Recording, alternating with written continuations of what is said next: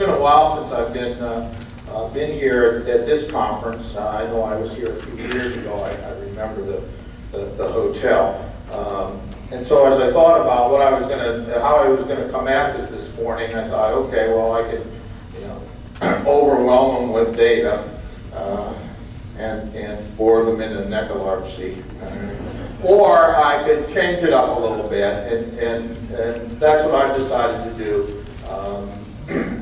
Really, in a way, kind of teach you a few things, but do it in a way that kind of reflects back on my career and my work in this field. We're going to talk about, kind of what works and what doesn't, and evidence-based practice. And everybody should understand that, there are different forms of evidence. That, the lowest form is anecdotal evidence. It's what most of you rely on, right? Is anecdotal evidence, right? You're working with a family and they're doing well. The mother comes and thanks you. Her son's going to school. Her daughter's not getting into trouble. You feel good about that.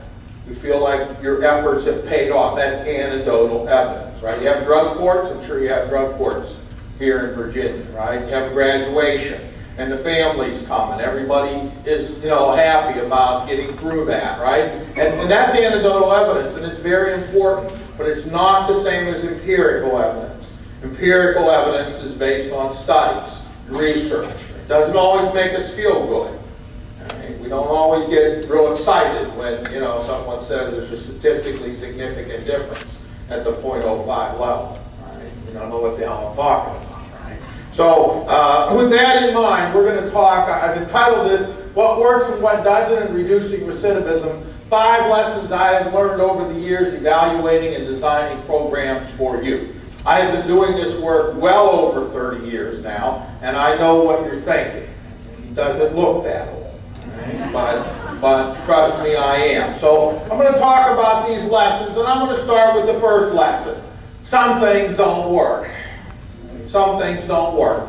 I first learned this, well over 20 years ago in a little study that I did in Ohio. We had a county in Ohio up the road from where I live, and they had a big drug problem, lots of drugs, and they had a judge up there, and he wanted to do something about that drug problem.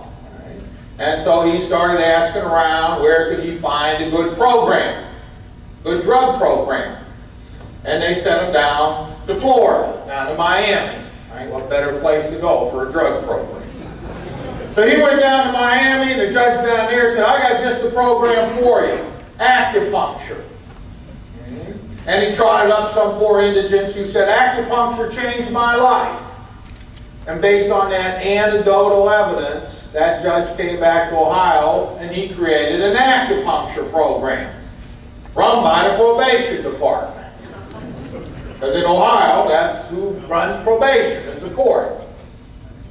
And it went something like this. It was a day reporting center. They reported every morning at 8:30 in the morning. They peed in a cup. They got acupuncture, 5 spots in the ear. And then they spent the rest of the day in drug education and processing groups and 12-step groups. Other things don't work either, by the way, with offenders. After about a year or so, they called me up and they said, Ed, we want you to evaluate our program. We want to know if it's working or not. Right? That's pretty straightforward. Now, I happen to believe that when somebody in the court or corrections asks you if a correctional program's working or not, they want to know, is it reducing recidivism? Is it changing people's behavior? They're less likely to steal and use drugs and get into trouble, right? They don't really care if they like the program. They don't care if it makes them happy. They don't care if they feel better about themselves.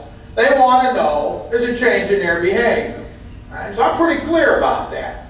Right? I'm in the crime and delinquency business. Right? So, they want to know if it worked. That's not that hard. That's what I do. I got a whole bunch of folks went to the program. And a whole bunch of folks didn't go to the program. They had drug problems. Right? So, what am I going to do? I'm going to see if the folks that went to the program do better than than the ones who don't go to the program. Straightforward, going to collect all that data, do all that research. But then they said to me, we want to know if acupuncture works. Now I had a problem. Because everybody in the program was getting acupuncture, but they were getting all that other good stuff. Think about it. You put kids on probation, do you drug test them? Huh? Do you make sure they're going to school? Do you give them good advice? Can't give them enough of that good advice, right? So if a kid is on probation and they do well, they don't get in any more trouble. Is it because of the drug test? Is it because of the good advice? Is it because you threaten you'll send them to lock up and put them in detention? You don't know. You don't really know. You just throw everything you got at them, right? And you hope that that youth stays out of trouble, right? So they were doing the same thing. They were throwing acupuncture, drug tests, counseling, all this stuff at these folks, and they wanted to know what if acupuncture worked. To answer that question, I had to get them to allow me to do a random experiment, random assignment. We assigned to one of 3 groups acupuncture. She'd come in the morning, she'd pee in a cup, she'd get acupuncture, she'd get all that other good stuff. Placebo group. He'd come in the morning, he'd pee in a cup, he'd get acupuncture in the wrong spot. That's okay, we'll give it to you for sexual dysfunction. And then he got all that other good stuff.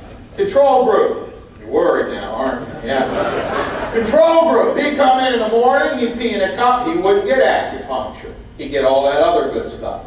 Acupuncture, placebo, control. Acupuncture, placebo, control. That's how random assignment works. The only folks who knew who were in the acupuncture group and the placebo group was the secretary who kept the list and the acupuncturists. The POs didn't know, the staff didn't know, the offenders didn't know. Now they knew who was in the control group, obviously they weren't getting it. We collected data, we followed, we did all that good stuff, and what did we find? Lo and behold, at the end of the study, who did best? Who had the lowest recidivism rate? The control group. The acupuncture placebo group had higher, significantly higher failure rates. Now, you ask why? Basically because acupuncture is horseshit. but the question is, why? The question wasn't why didn't it work? The question was, why did it actually do worse? And I've thought about this a long time. And I believe that they did worse because those offenders actually thought they were getting some treatment that was going to fix them. They could do what they always did, hang around with the same people, do the same things, think the same way, but they were getting this treatment that was going to take care of their problem. Telling you this story for a couple of reasons. First, I want you to understand that's how we build knowledge. Those are empirical studies. Now that's one study in one county. But what happens when other people study that kind of intervention and they find out it doesn't work there either? Pretty soon, what are we going to conclude? It's not very effective.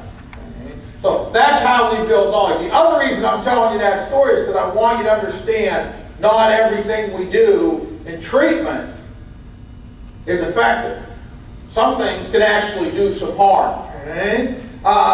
These are some of the theories I've come across over the years in evaluating programs. The offenders lack creativity theory. You know, we just have to get them in art classes and have them express themselves better. Right? Here's one of my favorite. Offenders need to get back to nature theory. You know, take these kids that are in Richmond and send them down to southern Virginia, you know, down to the country, chop some wood and live out in the country for a while, right? Develop some survival skills. So that when they escape from prison someday, they'll be able to make it out there. Physical need discipline and physical conditioning theory. I've never understood why we want to get offenders in good shape. I've really never understood that. All right, we ought to have like couch potato programs. I was at a boot camp a while back and I interviewed